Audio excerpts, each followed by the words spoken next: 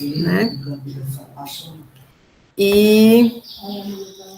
E aí eu fico esperando, né, vocês me dizerem um pouquinho como que foi, se conseguiram ver os vídeos, se deu certo. Puxa, esse negócio. De novo, peraí. Vou botar aqui para compartilhar a tela. Minha sobrinha fez desses também, até. Pronto. E aí eu queria saber de vocês como é que ficou, né, a questão de conseguir ver o vídeo, se deu certo, se conseguiram acessar o conteúdo, como é que foi, né, para a gente poder, a partir disso, né, seguir. Fé. O que será que está acontecendo? Eu acho que eu não estou me dando muito bem aqui com esse Opera, não. Opera, sei lá. Com vermelho, sabe? Já que a Marcela fez. Olha isso. Por que ele não está abrindo meu PowerPoint? Pronto, ela fez dessa forma também. E é só nada. Ela disse que começou a deixar, eu gosto disso. Ai,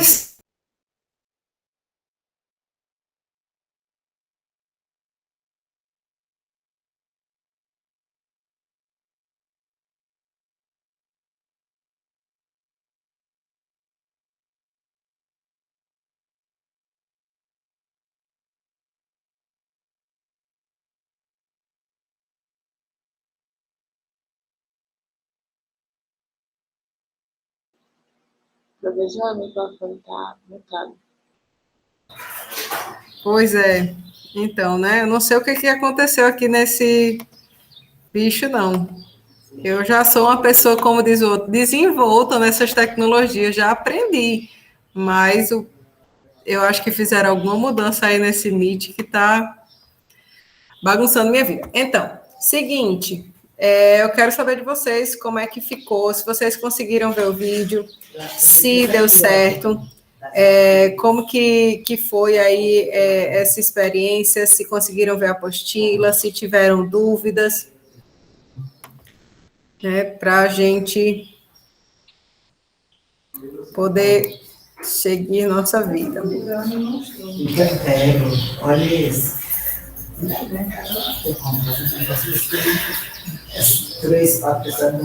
Era só para ver o primeiro vídeo, Felita. Esse primeiro vídeo era sobre essa parte inicial, do escopo da mecânica dos fluidos, né, a definição do que era um fluido, as equações básicas, como que a gente analisava os escoamentos, né? Então, era essa parte aqui inicial aí da disciplina. Como que foi aí para vocês? Micael, pode falar. Bom dia, professora. Diga lá. Então, os outros vídeos eram de quê? Já a segunda e terceira aula? Isso. Então, assim, assim Porque era muita coisa, mulher, porque olha só, cada vídeo daquele era 1h30. Pois né? Então, quando eu fui abrir, eu fiquei triste. Pois eles eram muito grandes, não dá para eu dizer assim, ei, para a aula que vem, assista aí 5 horas de aula de fluidos para a gente vir discutir. Pelo amor de Deus, não sou doida ainda não. Então, era muita coisa, né? Então, por isso que eu pedi para vocês verem o primeiro, né? Lá no Cigar, tinha lá alguns vídeos, né? Mas era só o primeiro que era para vocês trabalharem.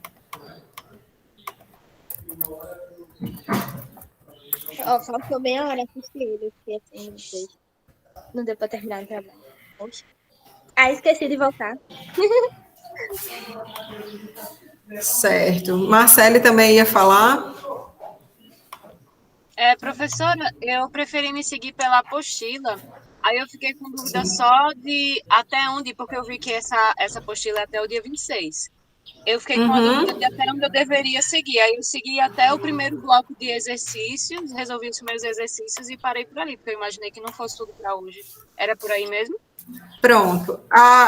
Geralmente, Marcele, o que vai ser melhor de você fazer?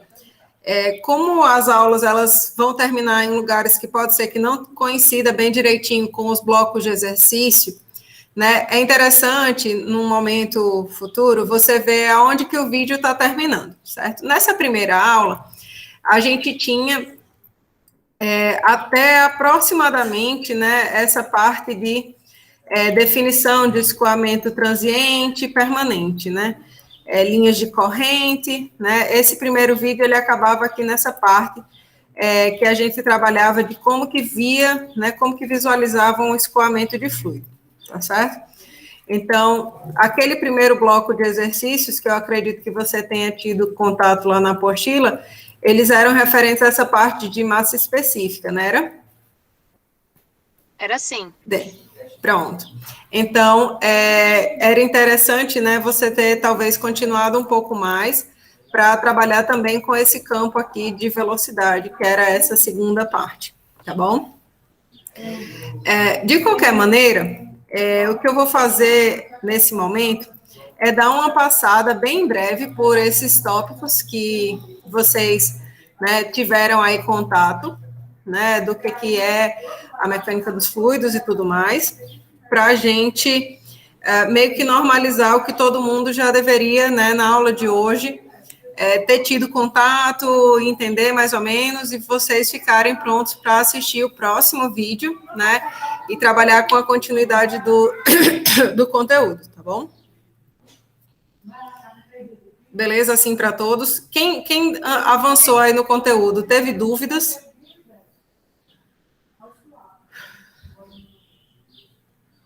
Ou estava tranquilo, o material estava explicando direitinho, como é que foi? Eu tenho uma dúvida, professora. No escoamento imaginatório, eu tenho uma dúvida, porque, tipo, se são as paredes que são suas delimitações para a vazão do escoamento, por que delimitar outro imaginatório? Você diz as superfícies de controle, né? Quando a gente fala em delimitar essas fronteiras, é isso aqui? Fronteiras reais e fronteiras imaginárias, né? É porque, veja só, por exemplo, quando você tem um equipamento como esse que está aqui na figura,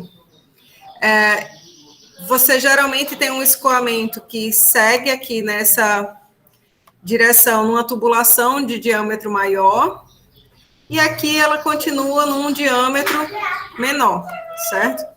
Então, aqui você tem um diâmetro menor e aqui você tem um diâmetro maior. Se você quer avaliar o que acontece nesse elemento aqui, em que você tem as mudanças nas configurações do escoamento, então, uma parte desses volumes de controle, eles vão coincidir com o próprio elemento que é, né, esse bocal, né? E o restante do volume de controle, para facilitar a sua análise, ele inicia justamente onde inicia esse bocal, né? Aqui onde ele está delimitando como fronteira imaginária, e finaliza exatamente onde o elemento finaliza, que seria essa fronteira aqui da região de saída. Então, essas delimitações, elas vão ser todas feitas, né, no sentido de facilitar a nossa análise. Então, ao invés de eu trabalhar com toda essa tubulação anterior e toda essa tubulação posterior ao elemento que eu quero estudar, né, eu vou focar a minha atenção simplesmente na região de interesse, né, que seria o próprio bocal. Então, a parcela de entrada do escoamento no bocal, a parcela de saída, e uma parte desse volume de controle vai coincidir aqui com as fronteiras, né, do próprio bocal real, né, do próprio bocal que está lá dentro da tubulação. Deu para entender? Deu, professora, obrigada. Nada.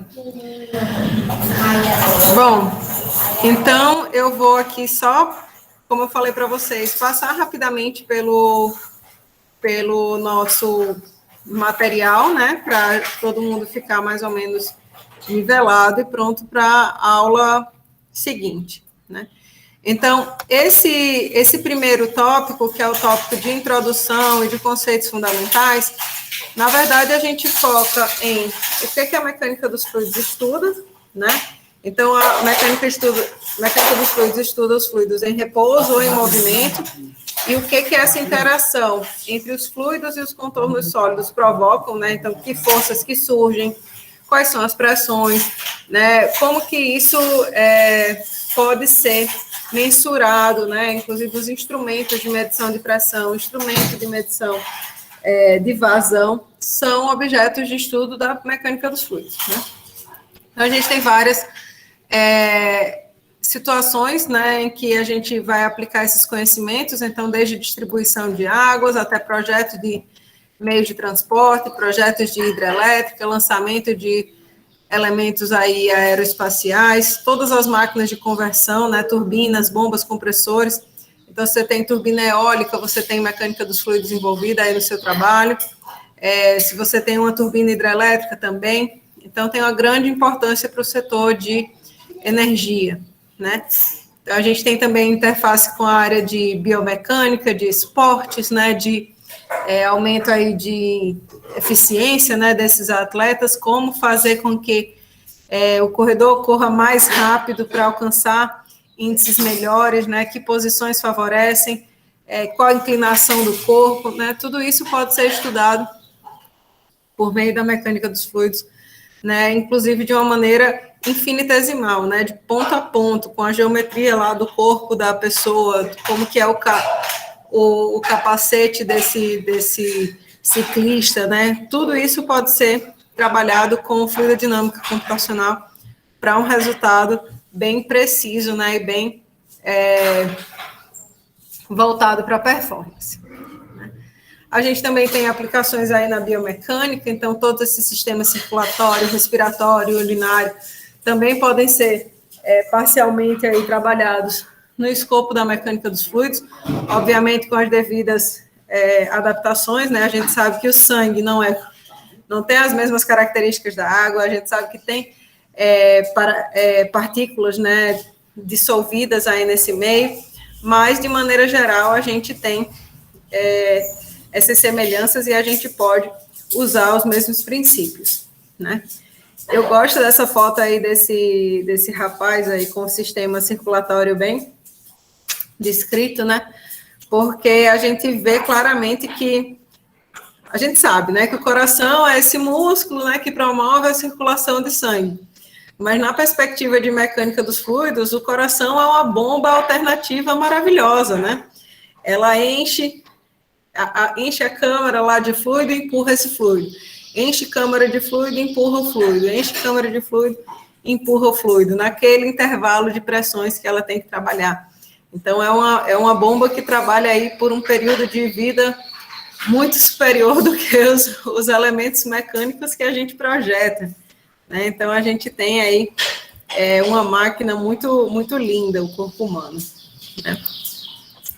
E aí a gente tem todos também as aplicações referentes a combustíveis, transporte, né? Então, é bem diversa a aplicação dos nossos conhecimentos. Muita gente chega aqui e pergunta, mas eu não entendo por que eu tenho que pagar mecânica dos fluidos, ou fica se dizendo assim, eu vou para a ciência da computação, sei lá, eu vou para a engenharia dos materiais, para que eu preciso saber de fluidos? Nossa, tem tantas interfaces que, às vezes, é até difícil da gente dizer uma, né? Mas, se você tem sistemas, por exemplo, de armazenamento de dados de grande monta, né? Você vai ter aí sistemas também de refrigeração desses equipamentos de grande importância, né? Então, esses dados têm que estar armazenados em equipamentos que estão numa condição de temperatura adequada. Então, talvez o projeto desses sistemas de resfriamento e refrigeração tenham aí a interface com a mecânica dos fluidos. Por que o nosso computador precisa de um cooler, né? Como que funciona um cooler? Então, esses são equipamentos que trabalham com fluidos, né? Então, às vezes, a gente não vê a interface claramente, mas ela está lá presente, né, no nosso dia a dia futuramente.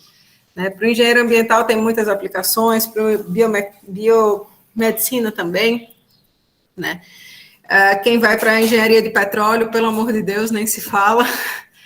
Esse aqui é o curso, eu diria assim, fundamental para quem vai para petróleo inicial, né? É uma das disciplinas importantes aí da engenharia de petróleo.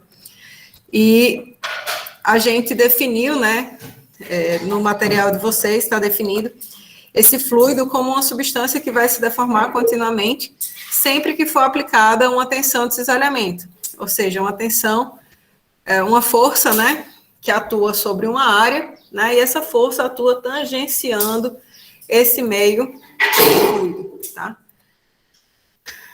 Dúvidas nessa definição? Tudo certo aí? Eu tô, assim, andando, né, meio que considerando que vocês já viram, né, parcialmente esse conteúdo e tudo mais, tá? Mas qualquer coisa vocês falam aqui, levanta a mão que eu escuto e falo, tá bom? Beleza. Então, quando a gente diz que esse fluido é essa substância que se deforma continuamente, é porque esse comportamento é o comportamento característico que separa como fluidos e sólidos se comportam, né? Então, sólidos, quando eles estão sujeitos à ação de uma força, né, aplicada aqui sobre uma área de contato, né, gerando uma tensão, esse nível de tensão, ele não passa do limite elástico desse sólido, quando eu retirar essa tensão, o sólido retorna à sua condição normal, à sua condição anterior, né? Então, se eu tenho aqui uma placa de metal, submeto ela a uma tensão cisalhante e cesso esse esforço de cisalhamento, ela volta para a sua condição inicial, se não foi passado, né, do limite elástico. Já o fluido, não. Se eu tenho meio fluido e exerço, né, aplico essa força sobre essa placa aqui superior, fazendo com que ela se movimente, então o fluido ele vai ser solidário a essa placa e ele vai se movimentar também, né? Então ele vai sofrer deformação aqui, ó, perceba. Essa era a condição inicial do fluido, no instante inicial, no instante posterior ele se deforma. E com o passar do tempo ele se deforma mais e mais ainda. Então, o fluido é uma substância que ela é incapaz de suportar a tensão de cisalhamento quando ele está em repouso, né? Então, a gente diz que ele se deforma continuamente. E aí a gente encaixa nesse comportamento de fluidos, tanto líquidos quanto gases. Pode tomar. Pronto. Tanto líquidos quanto gases, né? E aí, líquidos têm comportamentos distintos de gases, né? Os líquidos formam superfície livre, são praticamente de difícil compressão, né? A gente chama líquidos de fluidos incompressíveis, na maior parte dos casos, né? E já os gases, eles não admitem superfície livre, eles ocupam todo o espaço que é fornecido a eles. E, né, também eles podem sofrer compressão facilmente. Então, gases são compressíveis, né, tipicamente, mas não formam superfície líquida.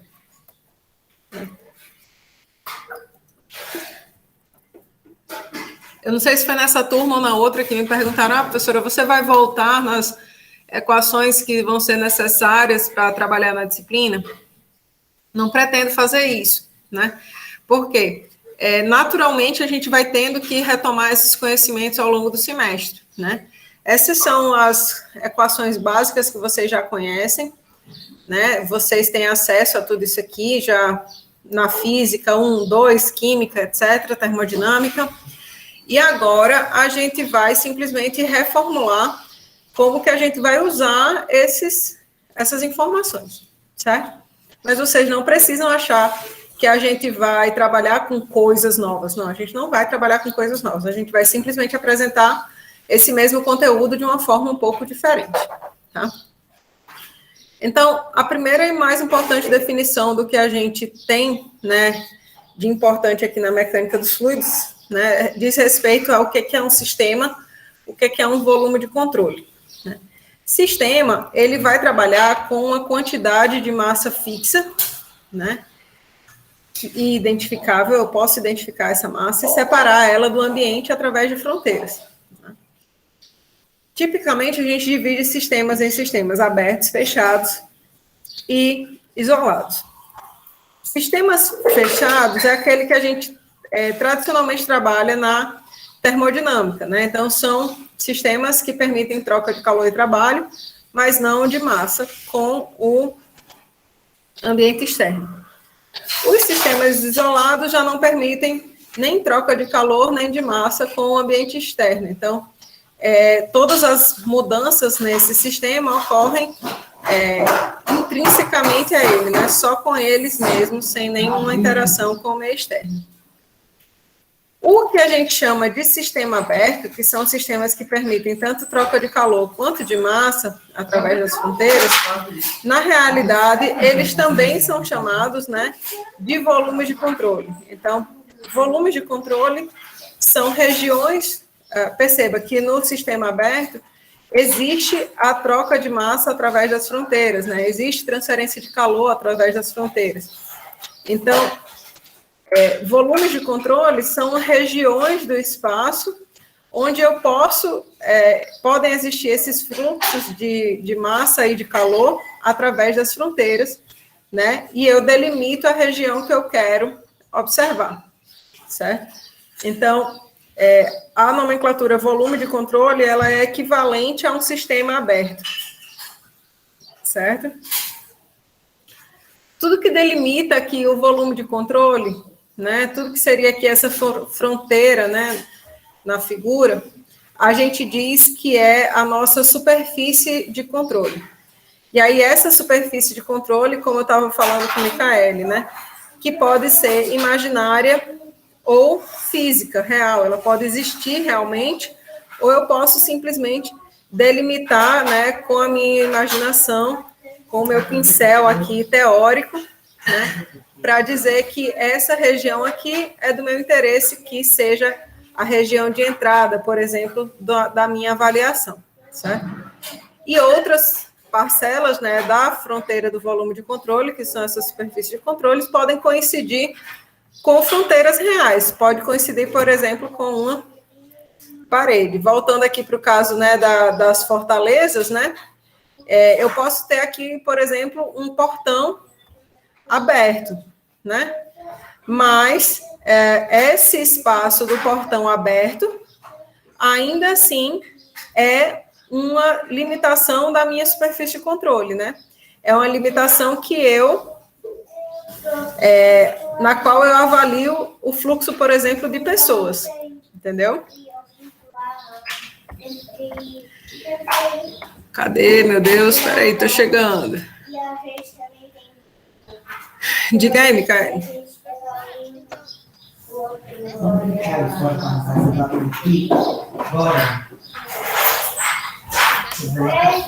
Peraí, que eu não estou escutando direito, não. Tá muito baixo. Dá para fazer em relação ao trânsito, porque, tipo, mas eles não são entre aspas coisas que a gente imagina, mas seria possível se a gente fizesse algum cálculo sobre o fluxo do trânsito? Sim, veja só, a gente pode, por exemplo, tem até um momento que eu uso uma figura parecida com o que você está dizendo, né? Eu acho que seria algo como isso que você está pensando, né? Que existe, por exemplo, uma rua, que tem uma ponte, né? Uma avenida. Aqui tem uma avenida, existe uma ponte, e eu quero avaliar, por exemplo, o escoamento de carros por baixo dessa ponte, né? Então, eu posso delimitar um volume de controle aqui e fazer, por exemplo, a avaliação dessa quantidade que está passando de veículos por unidade de tempo, né? Então, isso aqui poderia ser um volume de controle, né? Se for do nosso interesse, a gente pode delimitar um volume de controle aqui para contabilizar o fluxo de carros para dentro e para fora desse volume de controle ao longo do tempo. Seria isso que você estava imaginando? Sim, na realidade eu estava imaginando como é que seria uma questão possível relacionada ao fluxo de um trânsito. Poderia ser algo como isso, né? Mas a ideia é similar. Certo? Então, nessa parte aqui de volume de controle, então a gente tem, volumes de controle que também podem ser fixos, né? Porque eles estão parados e podem também se movimentar, né? Esse pistão aqui, ele pode se movimentar dentro do cilindro, tá? E aí a gente pode querer modelar, por exemplo, o gás que está aqui dentro, trabalhar com esse gás que está aqui dentro, e aí isso vai, o volume, o tamanho do volume de controle, o volume do volume de controle, ele pode variar, porque essa fronteira aqui pode estar subindo ou descendo, certo?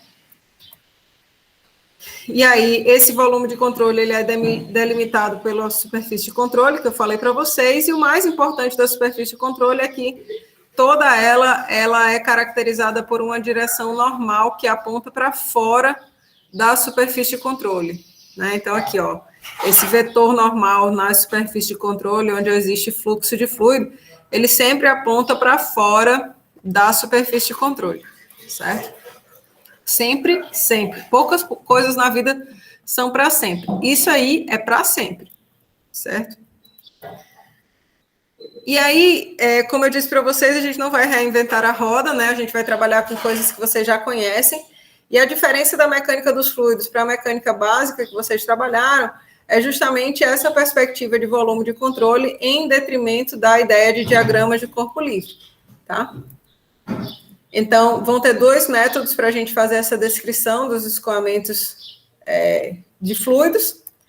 Um deles vai ser usando justamente essa ideia de acompanhar as partículas fluidas, que é similar ao que vocês já vinham fazendo anteriormente, que é usando o referencial lagrangiano. Então, a gente pega uma partícula de fluido, avalia as forças que estão atuando sobre ela, certo? E o referencial euleriano, que está mais voltado para essa perspectiva de descrição por meio de campos, né? Por meio de um volume de controle, né? Então, a gente usa o referencial euleriano, né? Então, para usar esse referencial euleriano, eu preciso descrever todas as propriedades do fluido em termos desses campos, né? Então, eu tenho que descrever essas propriedades, como que elas se comportam no espaço e no tempo. E aí eu posso avaliar como que ocorrem, né, as variações dessas propriedades, calcular as forças que são desenvolvidas, o trabalho que é realizado, enfim, certo? Então, a perspectiva lagrangiana, que segue a partícula fluida, a gente diz que ela segue uma formulação por sistemas, né? Que é aquela quantidade de massa fixa identificável. E o método euleriano já se aplica mais para a perspectiva de volume de controle, né? E eu preciso descrever como que as propriedades se comportam no espaço e no tempo para usar esse método. Então, como eu disse para vocês, a gente precisa descrever essas propriedades no espaço e no tempo, né? Mas quando a gente olha para o fluido, a gente pode tanto olhar ele de uma perspectiva mais macroscópica, né? Sei lá, quando a gente olha para uma piscina, né? A gente vê aquele meio suave lá de água, quanto a gente pode olhar para o fluido de uma maneira micro, né? E aí eu posso pensar nas características moleculares desse fluido. Então, aqui, para a gente, o nosso interesse é no tratamento desses fluidos enquanto meios suaves, ou seja, enquanto meios contínuos, que matematicamente obedecem funções contínuas, né? Então, para que isso aqui seja atendido, é preciso que as propriedades, né, elas tenham um valor definido em cada ponto do espaço, né, que eu possa descrever essas propriedades como tendo um valor em cada ponto. E aí a propriedade, digamos assim, meu Deus, me ajuda. fundamental que a gente tem aí do comportamento dos fluidos, né, que é usada para fazer essa descrição de até quando eu posso usar essa hipótese, né, do fluido como meio contínuo, é a massa específica. O que foi, meu filho? Aqui, bem no meu ovinho. Machucou, foi? Peça para a vovó botar um gelinho. Não. Desculpa, pessoal. Então, a massa específica é essa propriedade, né, que a gente usa como limite para determinar se o fluido ele é contínuo ou até que tamanho de volume de controle a gente pode considerar um fluido contínuo. Então, a gente sabe que a massa específica é a razão da quantidade de massa ocupada pelo fluido em um dado volume, né? E na medida que a gente diminui o tamanho desse volume de controle, vai chegar a um ponto que a característica molecular do fluido vai passar a ter importância, né? Então, a gente vai ter grandes oscilações na medição dessa relação. Então, a gente diz que o volume mínimo que a gente pode considerar o fluido como meio contínuo é esse em que ΔV tende a ΔV', né? Isso é aproximadamente do tamanho de 1 grão aí de areia, certo? Então, esse é o limite aí do tamanho do nosso ponto, né, teórico que representa o comportamento do fluido, certo? E aí a gente pode descrever essa propriedade massa específica como uma função do espaço e do tempo. Então, vão existir regiões de mais concentração de massa e de maior concentração de massa e de menor concentração de massa numa dada sala, por exemplo. Se eu quiser avaliar uma sala, avaliar o comportamento da massa específica. Deixa eu ver se eu deixei a imagem aqui. Não deixei. Esse rosinho é a densidade, né, professora? Essa letra. A gente chama de massa específica, Micaele, porque o que acontece? Massa específica para a gente é essa quantidade de massa por volume, tá? Densidade, a gente vai tratar como sendo esse termo aqui, SG, que é a densidade relativa, tá? Então, vai ter aí uma diferença de termos. Se em algum momento for apresentado para vocês a densidade de um fluido, esse número ele vai ser um número adimensional. Por quê?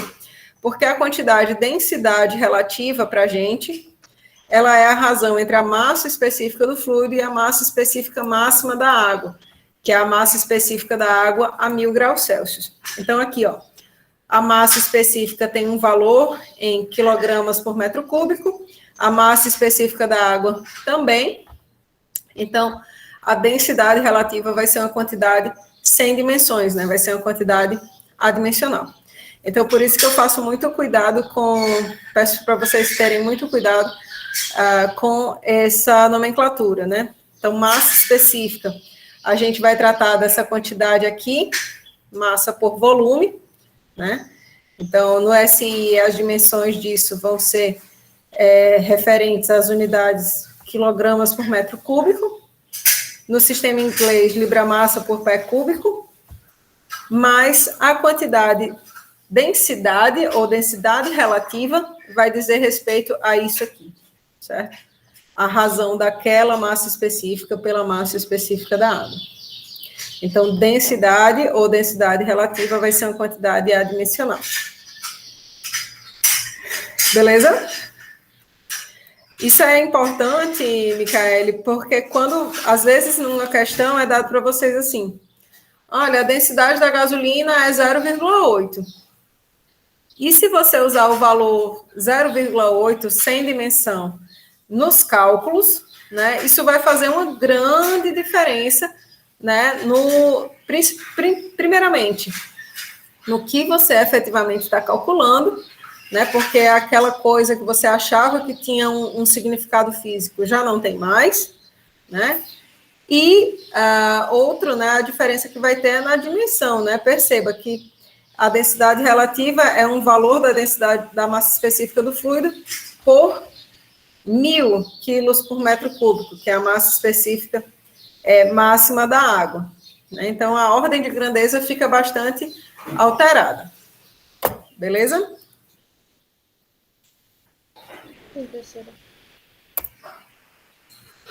É basicamente a diferença de você estar multiplicando um valor, um termo lá por 0,8, quando você deveria estar multiplicando por 800. Né? Então, isso causa uma grande... Ai, minha Nossa Senhora. Grande alteração nos valores. O peso específico também é uma propriedade relacionada a essa quantidade, né? A propriedade massa específica, né? Ele aí vai ser a relação entre o peso e o volume. Então, peso, força, né? Em newtons, então, no SI. Então, massa vezes a aceleração da gravidade. Esse peso específico vai ser ρ vezes G, certo? E o volume específico vai ser o inverso, né? 1 sobre, né, a massa específica do fluido, né? Então, ela é a relação inversa da massa específica. Essa propriedade é muito utilizada quando a gente vai trabalhar com bombas, né, com misturas líquido-vapor, com a possibilidade dessas bombas sofrerem o fenômeno que a gente chama de cavitação. Tá? Então, essas questões, né, elas foram disponibilizadas para vocês, são questões bastante simples, para vocês avaliarem justamente as diferenças nas ordens de grandezas dessas quantidades, né, massa específica, peso específico e densidade relativa. Surgiu alguma dúvida de vocês, né, fazendo essas questões?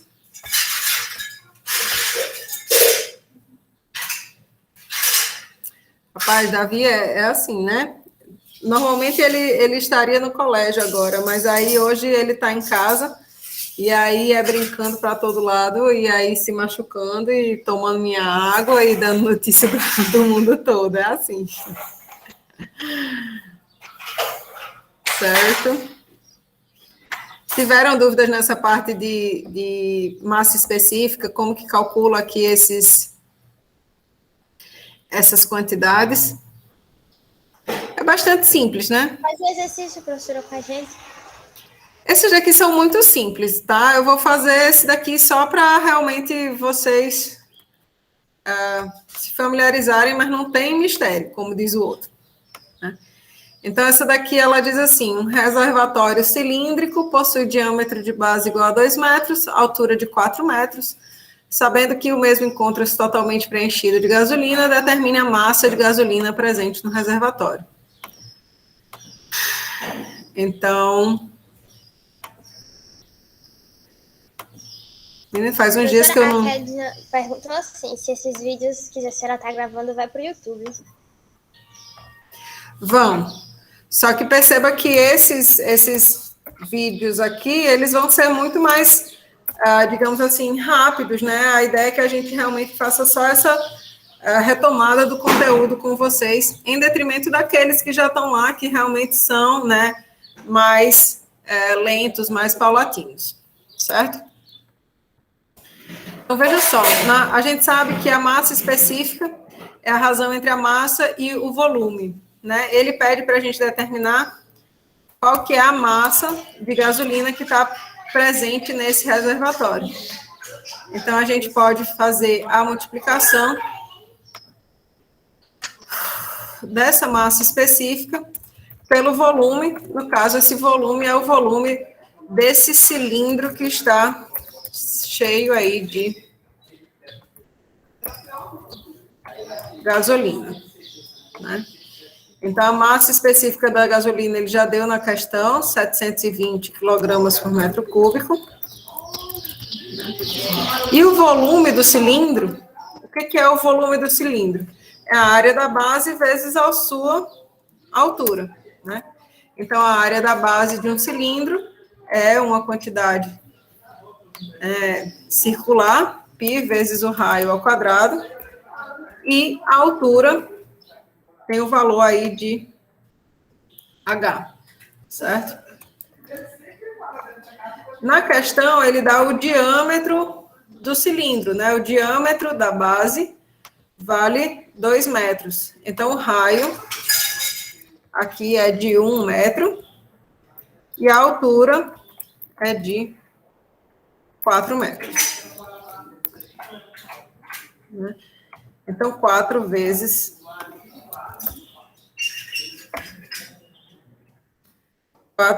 720 vezes π.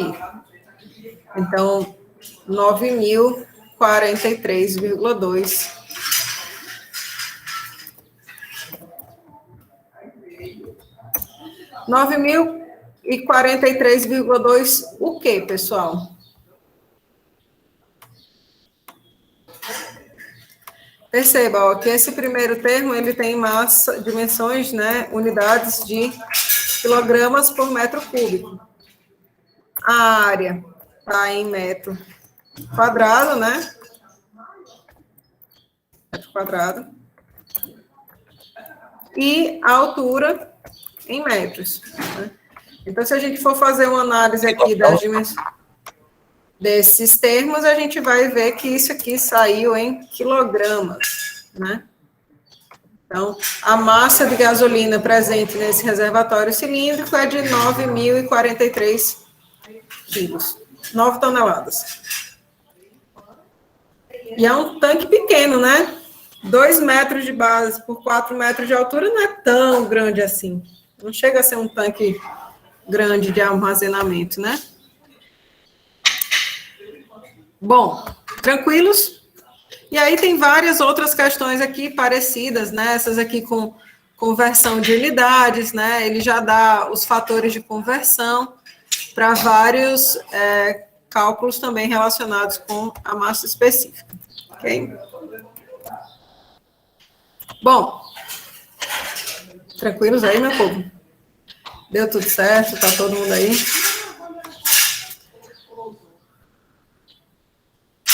Ô, Lucas, sabe o que aconteceu com o Kahoot?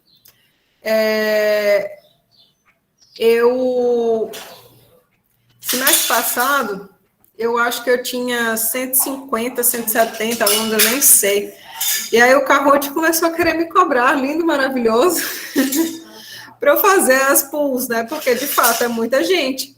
Então, numa turma era 80 alunos, na outra era 90 alunos, eu acho. Então, aí eles não me deixaram fazer as coisas, era 800 mais. Aí eu não sei mais o que eu vou fazer para fazer esses pools. Eu ainda estou procurando. Rapaz, o pior é que é uma ferramenta interessante, né? Eu não sei se a universidade tem interesse de comprar ou alguma coisa assim, porque aí ficava, né, disponível para muitos professores. E para a gente que somos... trabalhamos com turma grande, né? Então, isso seria uma ferramenta bem interessante. Mas isso foi recente, né, professora? Porque foi. Quando a gente utiliza, acho que o Kahoot, quando viu assim, que teve muito usuário, aí começaram, vou cobrar, né? Vou tentar puxar dinheiro aqui. No começo antes da pandemia, não se cobrava por nada, né? E aí agora tudo que você for atrás dessas ferramentas de metodologias ativas e não sei o que, tudo é comprado. Inclusive o Meet.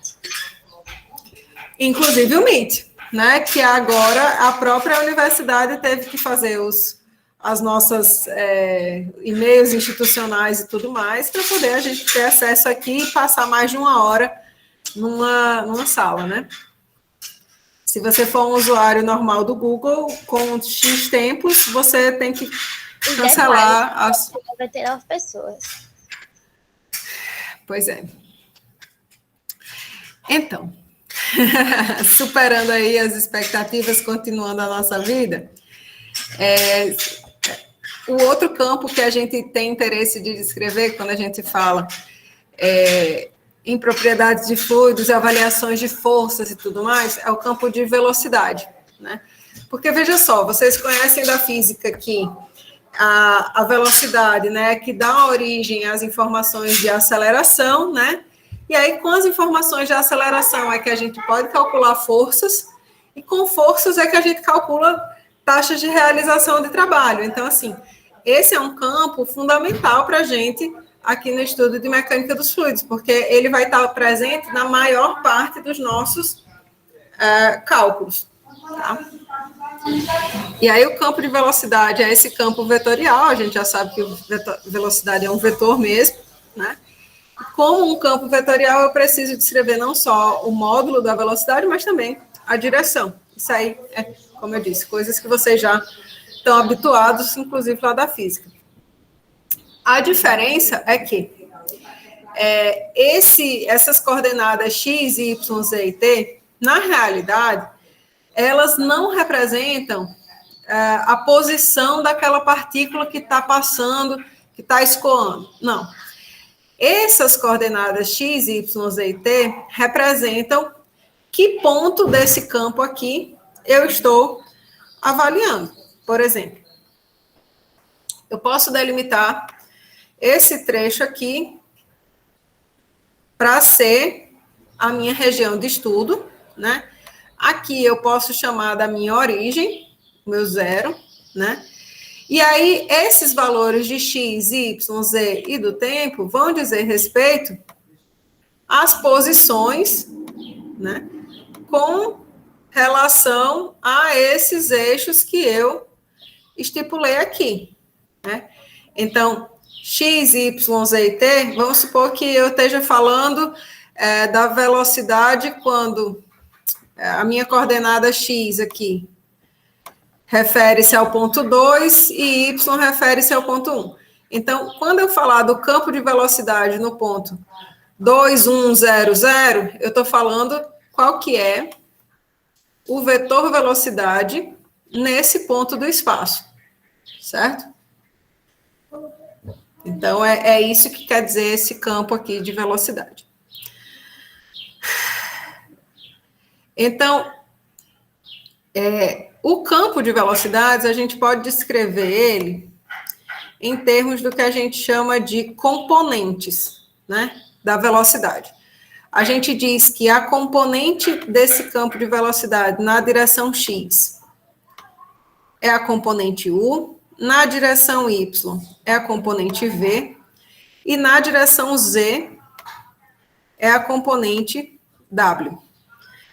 Eu digo para vocês que poderia ter tido uma escolha melhor de letras? Poderia, né? Mas não teve. Não fui eu quem escolhi essas letras aí, e eu sugiro que vocês se acostumem com elas, porque senão, daqui a pouco começa a fazer confusão entre o V do campo de velocidade, a componente V da velocidade, a componente U, né? Então, eu sugiro que vocês logo se familiarizem com essa nomenclatura, tá? No caso, e aí, o que acontece? No caso, Diga. o U e o V são só os componentes, ele equivale como se fossem os possíveis números que a gente vai dar, e o I e JK são a parte vetorial deles, onde eles estão. Isso, é como se eu dissesse assim, o campo de velocidade V, ele tem uma componente Vx, Vy, ai, Cacilda, e Vz, certo? Ele tem essas três componentes. Para não chamar todo mundo de V, a componente da velocidade na direção x foi chamada de u. A na direção y foi chamada de v mesmo. E na direção z foi chamada de w. Certo? É como se eu pegasse realmente um vetor tridimensional aqui, né? E aí dissesse que esse é o vetor velocidade, e eu posso decompor esse vetor num componente aqui, na direção x, que é a componente u, a componente v na direção y, e aqui um componente qualquer que seja na direção z, que seria o componente w, certo? Tranquilos? Esses componentes, né, eles podem ser expressos, né, tanto na forma de números, como o Micaele colocou mais cedo, como eles também podem ser expressos na forma de equações, certo? As quais podem ser dependentes das coordenadas espaciais e do tempo. Então, veja só, eu posso descrever esses componentes da velocidade, por exemplo, ó, eu tenho esse campo de velocidade, e eu estou descrevendo aqui, ó, a componente U como uma função da coordenada espacial x, e a componente V como uma componente que depende aí da coordenada espacial y, certo? Também posso fazer essas descrições, ó, com dependências com o tempo, com dependências com múltiplas direções, por exemplo, aqui, ó, o componente U, o componente V e o componente W, todos dependem de x, né? Então, a gente pode ter várias combinações dessas dependências. Aqui, por exemplo, a gente tem, ó, perceba, eu só tenho o vetor na direção x, né? O vetorzinho unitário i, nesse componente. Mas o componente u, né? Que é esse termo aqui, ele depende de x, ele depende do tempo, e ele depende de y. Então, a gente tem esses componentes da velocidade podendo ser funções das coordenadas espaciais e do tempo.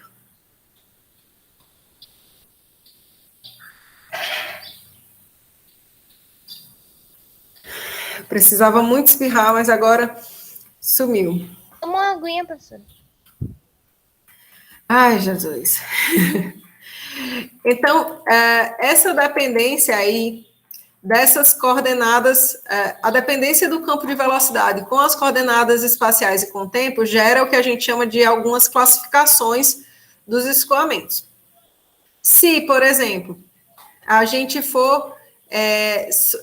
tiver um escoamento cuja dependência é somente com uma das coordenadas espaciais, perceba, coordenadas espaciais quer dizer os eixos coordenados, x, y, z, θ, certo? Se ele só depende de um desses, a gente diz que esse escoamento é um escoamento unidimensional. Então, por exemplo, a gente tem um perfil de velocidades que ele é o mesmo em uma dada seção x1, e de uma seção para outra ele só fez aumentar de intensidade, mas ele permanece com a mesma cara, né? Então, esse escoamento só varia, né, ao longo dessa direção x. Então, ele só depende de uma única coordenada espacial, é o escoamento unidimensional. Se ele já depende, ó, de duas coordenadas ou mais, então a gente vai também, ó, mudar a nossa classificação. Então, esse campo aqui de escoamento, tanto ele muda da seção 1 para a seção 2 em intensidade, né? Quanto ele se torna mais pontudo, né? De uma seção para outra, esse perfil de velocidades.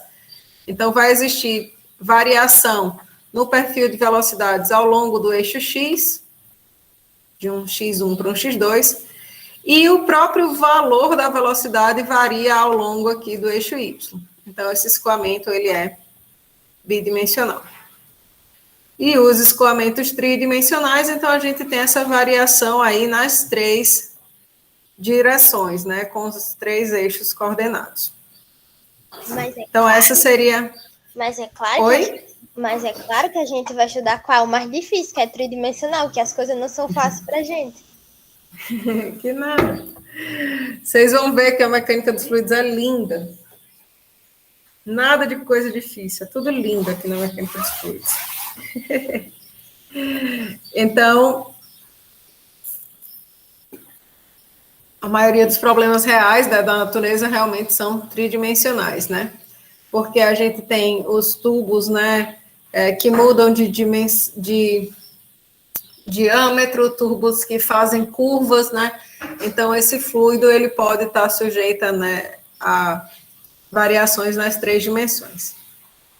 Então, aquelas são as dependências com o espaço, né? Aqui a gente tem as dependências com o tempo, né? A coordenada temporal.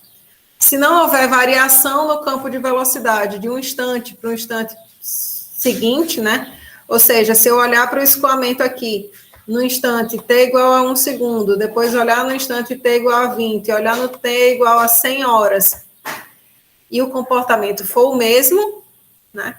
Então, a gente diz que esse escoamento é um escoamento em regime permanente, certo?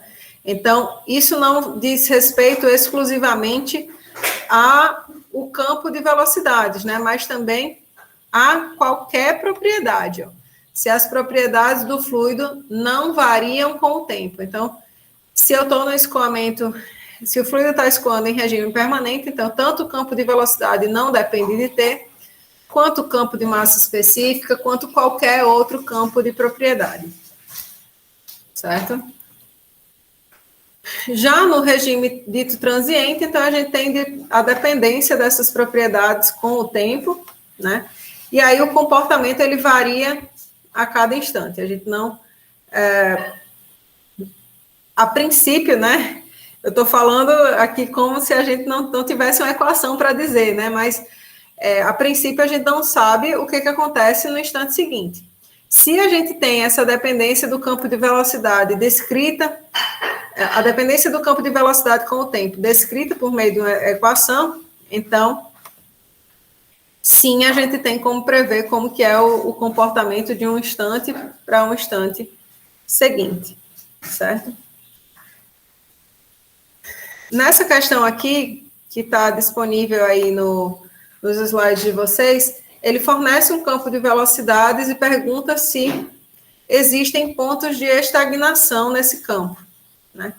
Pontos de estagnação são aqueles, ó, em que a velocidade é zero.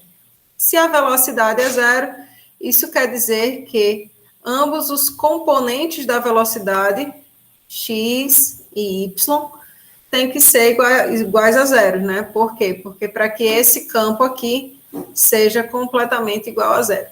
Então, igualando cada um desses componentes a zero, a gente pode encontrar justamente quais são as coordenadas x e y do ponto em que a velocidade vai ser zero. Alguma dúvida aí?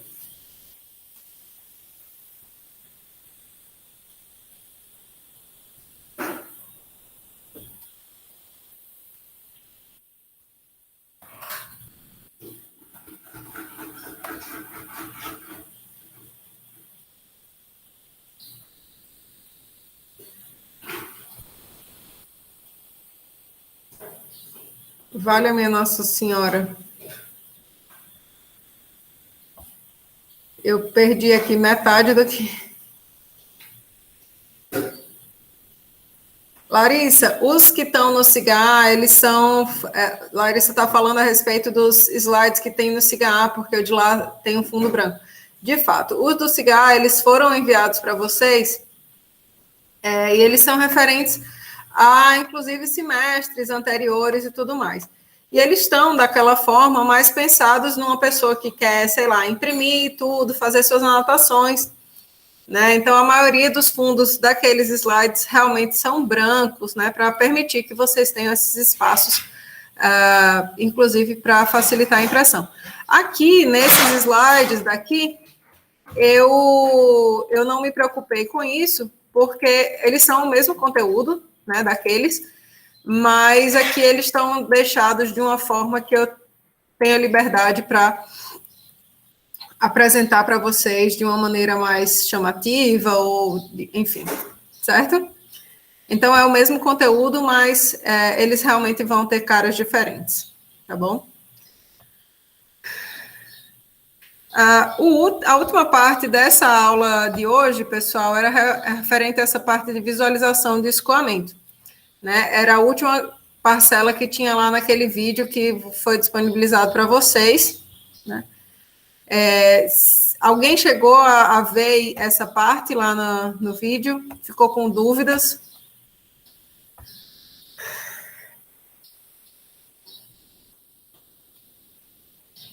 Essa parte de visualização do escoamento é basicamente como que a gente pode realmente ver o que está acontecendo no escoamento de fluidos. E isso aí traz muita informação, inclusive, para a gente, porque nós somos seres, né, que dependem muito desse sentido, né? Então, a gente usa dessas ferramentas para visualizar realmente o escoamento. São 4 formas de visualizar, né? As linhas de tempo, a gente faz uma marcação inicial no instante t igual a 0 dessas partículas e avalia a posição dessas partículas, o comportamento desse escoamento, né, para instantes posteriores. Então, no instante inicial, elas estavam dessa maneira, no instante posterior, 10 segundos, por exemplo, elas estão aqui, com 20 segundos estão aqui, com 100 segundos estão aqui, e a forma, né, mudou, certo? Então, as linhas de tempo, a gente marca várias partículas adjacentes no instante inicial e acompanha esse processo de escoamento. As linhas de trajetória, a gente marca uma única partícula e vê para onde que ela vai. É como uma trajetória mesmo de uma pessoa que está caminhando, né? Marca aquela pessoa e vai acompanhando lá com o GPS para onde que ela vai. No caso da partícula fluida... Oi? Stalker. No caso da partícula fluida, né, a gente não tem um GPS para colocar na partícula fluida, mas a gente tem tinturas, né, marca lá com um corante, bota, sei lá, uma linha, um corante azul, corante vermelho, se for uma corrente de água, enfim, para a gente ver como que essa única partícula fluida, ela se movimentou. Então, aqui a gente pode pegar, por exemplo, um daqueles carros, né, e fazer essas fotografias aqui de longa exposição, em que a gente acompanha justamente o caminho em que um desses carros, percorreu, certo? Então, isso seria a linha de trajetória de uma partícula fluida. O que a gente chama de linha de emissão, né, ao invés da gente marcar uma única partícula fluida, a gente marca uma região do espaço e aí a gente identifica todas as partículas que passam por aquele ponto, né? Então, a gente tem aqui, por exemplo, o experimento de Reynolds. E aí, é justamente isso que a gente faz para poder visualizar os escoamentos. Então, aqui, por exemplo, ó, tem uma injeção de um corante, tá vendo? Não iniciou ainda o escoamento de fluido. Na hora que ele começa o fluido a escoar através dessa tubulação, a gente marca todas as partículas, ó, que passaram através desse ponto. Alguém esbarrou na bancada. Perturbou aí o escoamento de fluidos. Então, isso aqui seria uma linha de emissão. A gente marca todas as partículas que passam num determinado ponto do escoamento. Já que já estamos aqui, deixa eu mostrar para vocês esse vídeo na totalidade, né? Em que a gente tem justamente, ó, a transição aqui de escoamento de fluidos. Percebe que aqui nessa região a gente já tem a mistura um pouco, esse fio ele se torna mais trêmulo, e quando esse escoamento ele se torna turbulento, ó, praticamente a mistura de fluidos ela é tão intensa que a gente não consegue mais acompanhar aquele filete de corante, né, porque ocorreu essa mistura.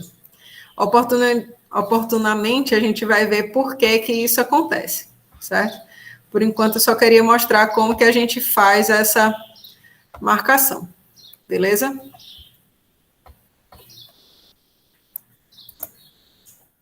E aí, ó, as últimas linhas que a gente tem para visualizar esse escoamento são o que a gente chama de linhas de corrente. Então, a gente tem os vetores velocidade em cada ponto do escoamento, né? E aí, a linha de corrente, ela vai ser, então, tangente a esse vetor velocidade em cada ponto do escoamento. Então, imagine aqui que a gente tem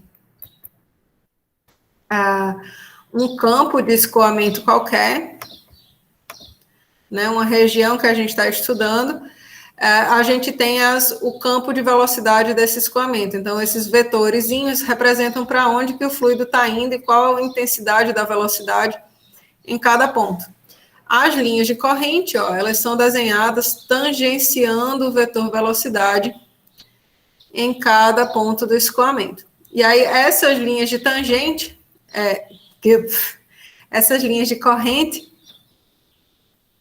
elas permitem a gente não ter que desenhar todos esses vetores, velocidades, então isso aqui a gente consegue visualizar muito mais claramente, né, de uma forma mais limpa, como que está ocorrendo o escoamento de fluido, certo? Então, se a gente for olhar aqui,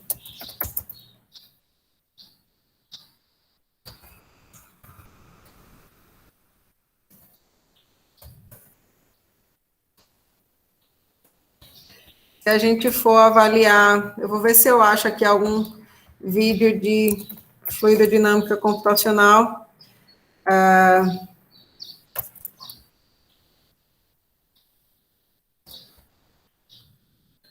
Com o tempo, né?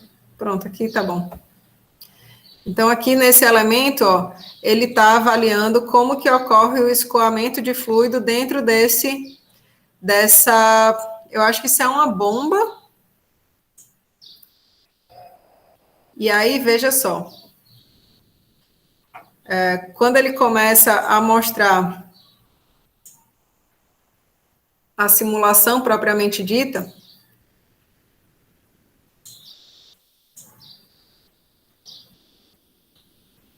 ó, ele botou um regime não permanente, né, um regime transiente, desenhou o elemento, vocês estão vendo aqui a malha, né, esses elementos em branco, né, são as malhas que a gente usa para discretizar, né, esses elementos, e aí, vamos, querido.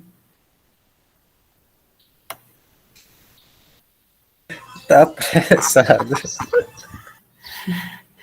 Ó, perceba, aqui ele consegue, ó, descrever para a gente o comportamento dessa velocidade, né, em cada ponto desse escoamento.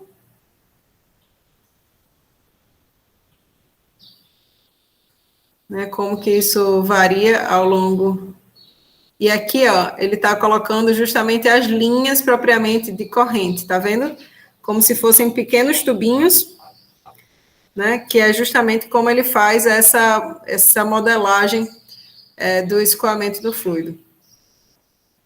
Não sei se vocês conseguiram visualizar as tais das linhas de corrente, né, mas o que eu quis mostrar para vocês é que ele consegue tanto fazer a parte aqui.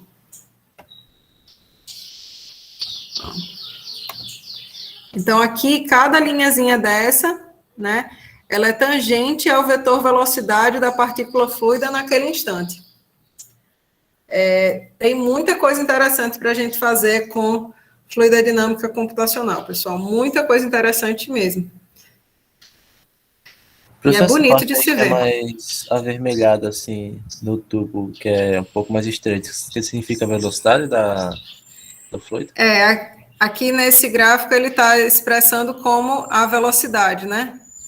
Magnitude da velocidade. Então, o valor máximo está aqui em 87 milímetros por segundo, o valor mínimo 0, né? Então, tem várias regiões que o fluido está praticamente parado, né? E em alguns pontos, perceba que esse ponto aqui é um ponto que o diâmetro parece ter diminuído um pouco, né? É uma curvatura e que o diâmetro parece diminuir um pouco.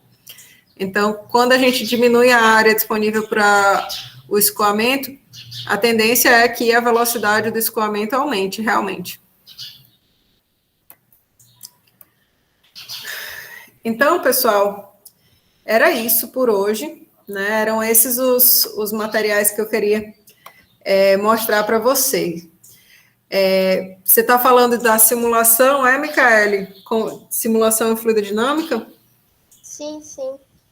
Tem uma disciplina... Bom, se você quiser cursar na universidade, tem uma disciplina do curso de Engenharia Mecânica, que é justamente fluidodinâmica computacional, né? Ou é dinâmica de fluidos, alguma coisa assim o nome. Vários dos meus alunos bolsistas cursaram ela, né? O pessoal que trabalha nessa parte de CFD para engenharia aeroespacial, quem vai lá para o programa de pós-graduação em engenharia aeroespacial também. Mas é muito legal, você aplica muitas coisas, não somente aqui a fluidos, tá? Mas muitas áreas. Quando eu estagiava numa indústria lá de alumínio, eu via eles fazendo a simulação de como que as partículas de alumina entravam naquele equipamento, eram empurradas, né, para o topo do equipamento, a alta temperatura, e como que acontecia toda a interação delas com a carcaça do equipamento. E aí isso ajudava muito o pessoal que fazia predição de manutenção, engenharia de materiais daquele equipamento, né, onde que ia ter mais abrasão, menos abrasão, mais corrosão, mais aquilo outro. E é bem interessante mesmo, se aplica muito fluidodinâmica computacional. Beleza, meu povo? Para a aula que vem, para a aula que vem, vocês têm aquele segundo vídeo que está lá, nos vídeos de referência, certo? E aí, esse segundo vídeo vai estar se relacionando com essa parte aqui de forças que atuam no fluido e tudo, a característica de viscosidade do fluido, né? Como que é esse comportamento e essa parte de classificação aqui dos escoamentos, tá? Professora? Diga-me. É só uma curiosidade. A senhora conhece a válvula de Tesla? Eu vou falar? Não ouvi falar. É só uma invenção que o Tesla fez, que no sentido, o fluido ganha velocidade, ganha pressão, e no contrário, ele fica fraco. Aí eu vi essa simulação que você mostrou aí, eu queria saber se qualquer forma que eu colocar lá dentro, eu consigo simular? Assim, se eu conseguir modelar isso e eu vou ver lá o fluxo lá que está lá dentro? Você diz assim, se você conseguir fazer a geometria qualquer, desenhar ela no simulador, a ideia é que sim. Aí você tem que conseguir, Henrique, descrever, né, esse elemento, esse desenho, né, essa figura que você quer. Você vai discretizar ele em elementos infinitesimais, né? No próprio Fluent você consegue fazer isso. E aí você tem que estabelecer as condições do escoamento, né? Qual o fluido que você está usando, qual o modelo de turbulência, qual que vai ser a viscosidade desse fluido, enfim. Aí você seta essas condições e aí ele gera a simulação. Entendi, Se você tá bom. tiver interesse... Não é só desenhar, também tem todas essas condições, né? Desenhar é só o primeiro passo. Entendi. Desenhar eu mandei um link para você ver, professora, lá no formato que ela é bem interessante, mas é só uma curiosidade mesmo. Tá bom, então. Pois, pessoal, nos vemos na terça-feira que vem, certo? Eu tenho uma dúvida.